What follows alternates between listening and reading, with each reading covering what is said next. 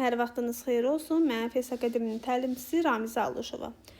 Bugünkü sual izahımız monitoring imtahanı 6-cı siniflər üçün təşkil olunmuş monitoring imtahanı 2025-ci ildə düşmüş 5 sualın izahına baxacağıq.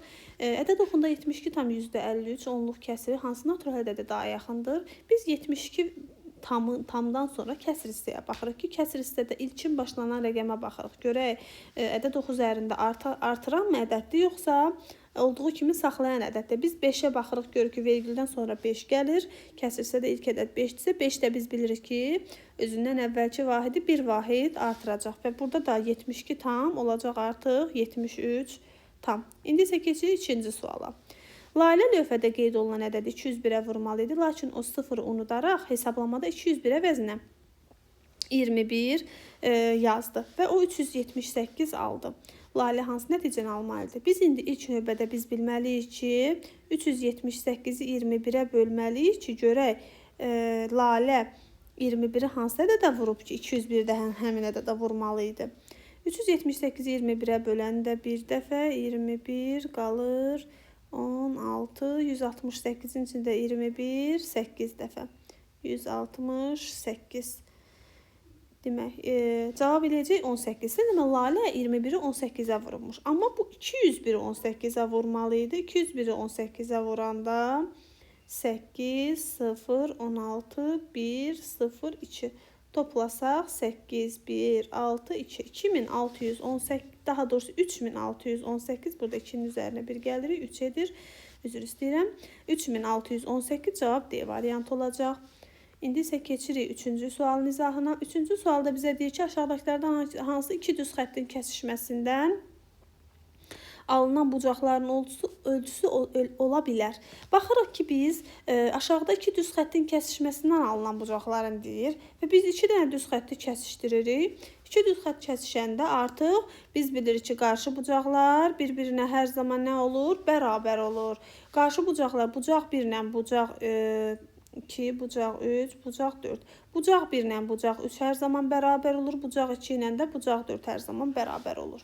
Biz də baxırıq ki, burada bucaqların dərəcə ölçüsü 40, 140, 40, 140. Hər zaman da bucaqlarımızın dərəcə ölçüsü 180-ə bərabər olmalıdır. Birinci bucaqla üçüncü bucağın da dərəcə ölçüsü, ikinci bucaqla dördüncü bucağın da dərəcə ölçüsü 180-ə bərabər olmalıdır. Və birinci ilə üçüncü bucaq bərabər bucaqlardır. 2 ilə də dördüncü bucaq bərabər eyni ölçülü bucaq olmalıdır. Yəni 1 ilə 2-ni toplasaq 180 dərəcə almalıyıq. Üçüncü bucaqla dördüncü bucağı toplasaq 180 alınmalıdır. Çünki qonşu bucaqların cəmi 180 dərəcəyə bərabər olmalıdır. Yəni hər bir bucaq öz qonşusu ilə toplananda 180 dərəcə almalıdır. Bu da cavab C variantına təsadüf edir. Dördüncü suala baxaraq. Tənlidir, sadə tənliyi. Tənliyi vurub həll eləməli. 2-ni x-a vurmalıq, 2x. 2-ni 5-ə vuranda edir -10, çünki 5 mənfidir. Üzərinə gəlirik 7 bərabər 14. 2x bərabərdir 14. Bərabərlikdən ədədlər keçəndə işarə əks dəyişir. Çıx 13 isə üstə gəlmə 10 olacaq. Üstə gəlmə 7 isə çıx 7 olacaq. 2x bərabərdir 14-ün üzərinə 10 gəlir 24. 24-dən də 7 çıxırıq, qalır 17. X da bərabərdir 17-ni 2-yə böləndə cavab düşəcək 8 tam 10-5. Cavab B variantı 8 tam 10-5. 5-ci suala baxırıq. Bizə deyir ki, bilik yarışında iştirak edən 48 şagirddən 12-si yarım final mərhələsində vəsiqə qazanmışdır. Yarışda iştirak edən şagirdlərin neçə faizi yarım finalda iştirak edəcək? Bu monitoring imtahanı 6-cı sinifin monitoring imtahanında 2025-ci ildə açıq sual kimi düşmüşdü. Elə mən də açıq sual kimi paylaşdım və izahını da verəcəm. Biz bilirdik ki, hər zaman faiz məsələsində deyirdim, ümumi sayı hər zaman məxrəcə yazırsınız. Ümumi sayımız nə qədər idi? 48, düzdür? Yazıram 48 və bizə lazım olunan hissəni verib 12. 12 nəfərdə yarım finala vəsiqə qazanır. Mən vuracam bunu 100%-ə ki, görüm. Həqiqətən də bu 48-in 48 şagirddən 12-si yarım finala vəsiqə qazanıb. 48, 12 48-in neçə faizidir? Biz baxırıq 12-ni vururuq, 100-ə bölürük. 48-i burada 12 ilə 48 ixtisara gedir.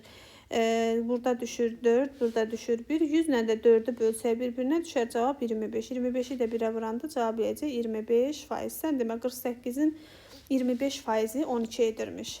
Yəni cavab 25% olacaq.